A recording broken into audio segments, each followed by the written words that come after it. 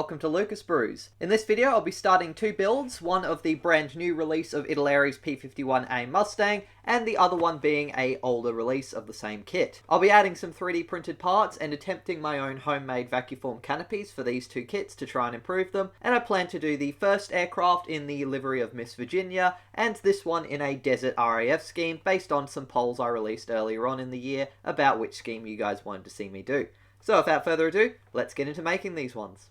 To start with, I washed all of the sprues and my 3D printed parts in some warm soapy water, and once dry I cut out the fuselage halves along with the cockpit floor, which I removed the rudder pedals and radio area from.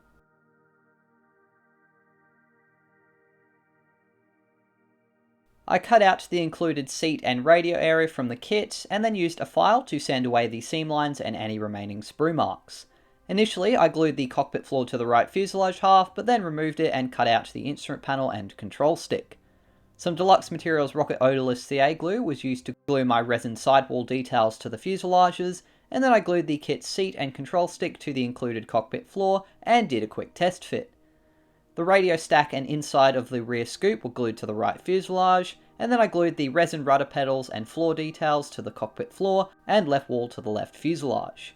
Initially, I hand painted the interior with Vallejo Model Air IDF green, using water to thin down the paint, but after 2 coats, my airbrush setup arrived, so I ended up finishing the IDF base coat off using the airbrush.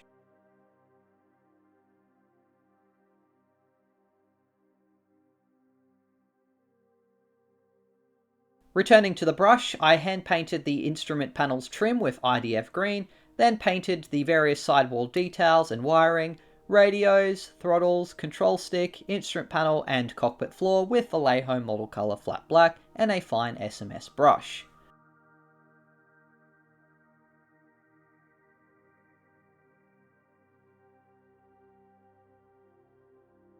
Model color flat white was then used to dry brush some of the raised details, gauges and buttons throughout the cockpit, and to paint some of the finer details I used Model Air aluminium, Vallejo model color flat white, Vallejo model color vermilion red, and Vallejo model color deep green based on reference photos.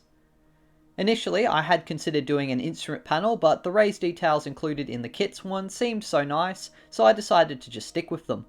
Photos seem a little bit limited of the A model's cockpit, so I largely used War Thunder as my reference.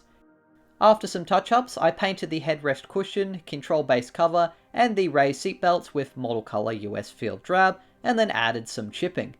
To my knowledge, the Mustang floors were largely made of wood, so I used model color buff to dry brush some wood scratches on the floors, and then used some Model Air aluminium to paint the rudder pedals, and also dry brush the seat and cockpit sidewalls for some metal chipping.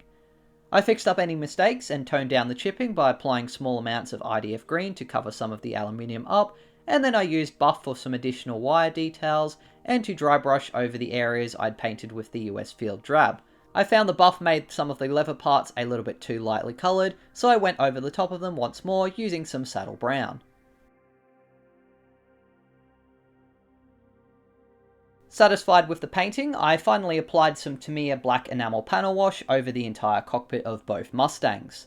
This wash flows into all of the recesses, helping to highlight the details, but also makes everything a little bit dark.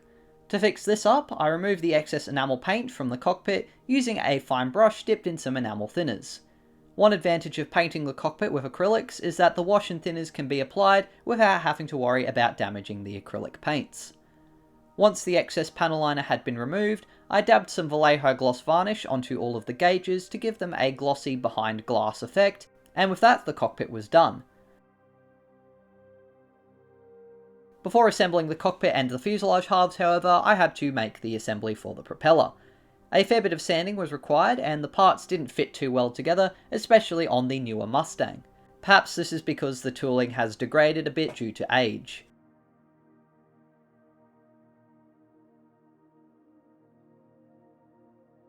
Once the propeller was assembled, I glued the tail wheel and cockpit tub into place, along with the instrument panel. I found that the fit was okay, but the cockpit was sitting about 2mm lower than it would have without my resin sidewalls.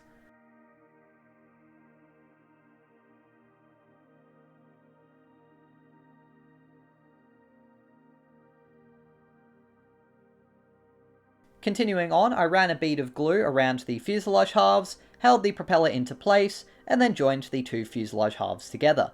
The fit was pretty good, and even with no sanding, there was no noticeable gap between the halves, despite the resin cockpit.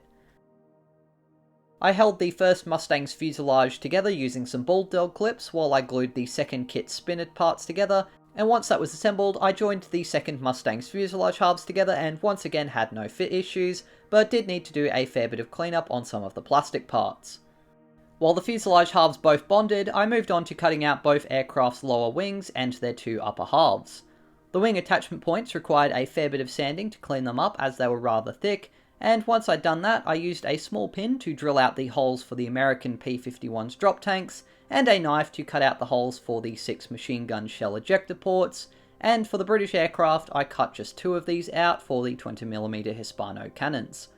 The wing halves were then joined together, and for both kits, the wings fitted together well, though some additional sanding was required on the wingtips. For the British Mustang, I cut out the 2 pieces with the cannons moulded to them, while 2 very similar parts are included with machine guns for the American one.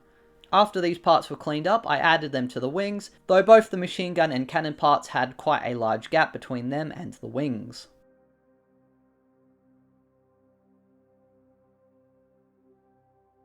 I added the attachment points for the American Mustang's drop tanks, and after some sanding around the fuselage points, both Mustang fuselages were glued to their wings. These parts were fitted without any major gaps or issues.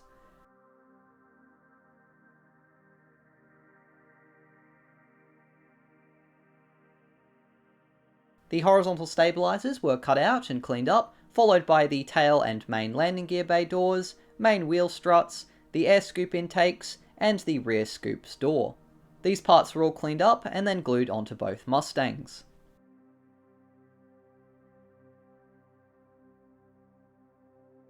By now most of the parts except for the canopies had been added to both models, so I began to prepare them for painting by filling in the gaps using some Vallejo water-based putty. The gaps were mainly on the wings and joints between the fuselage, with the worst of them being between the machine gun and cannon attachment parts on both of the wings. I also found I had to re-glue the British Mustang's wingtip as it must have come loose somehow. If any of the panel lines were lost or softened too much by sanding, I used a panel etching tool and a knife to rescore them.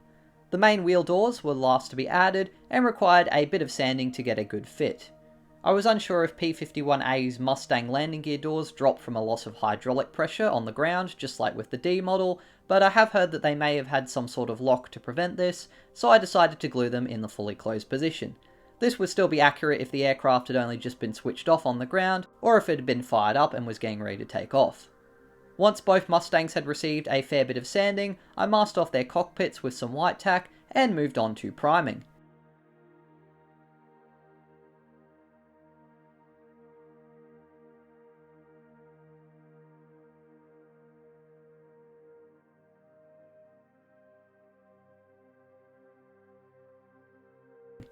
Both aircraft were primed using Vallejo's gloss black primer with a ratio of approximately 18 drops of flow improver, 4 drops of acrylic thinners, and 18 drops of primer.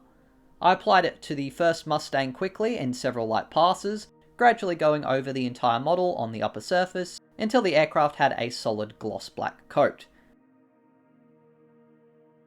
I then repeated this process on the second Mustang's upper surface, and once that was done, I returned to the first Mustang and primed its underside in the same manner. Once the second Mustang had been primed on the underside, both aircraft were then set aside for 12 hours while the primer cured before I would move on to painting.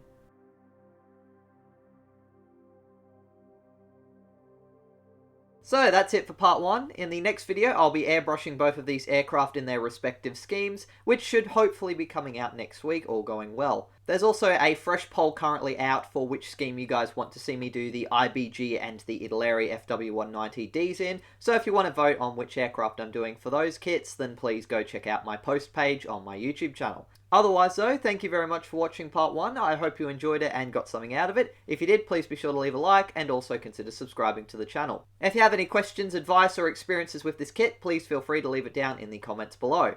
A massive shout out to my wonderful patrons for helping me to fund not only buying these kits, but also the products I use to make them and the stop motions I make with some of the finished ones. Thanks again for watching, and until the next video, as always, take care and model on.